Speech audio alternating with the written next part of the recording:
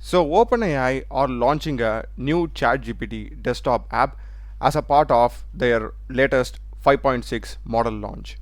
So here, as you can see in their official tweet, they have mentioned they are bringing the Codex and ChatGPT together in a single desktop app. And this is what they have also said. If you are using the Codex app, update it and we'll be getting the new ChatGPT app where Codex has its own dedicated space. So I'll be showing you how you can update the Codex app and get the latest ChatGPT desktop app. So in the Codex app, you'll be having here an update option, or else to the top you'll be having the check for updates. So just click on update.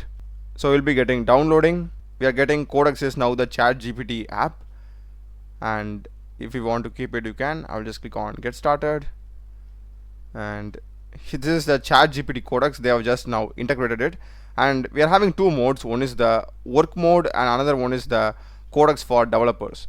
So here we can do the normal ChatGPT chat. Also, we are having the interface, and we can even go to the work mode and get the stuff done. So here we are having these many plugins also available. That's a video, guys. Do check the playlist of my channel. Done a lot of videos in programming and AI tools. Subscribe me. Thanks for watching.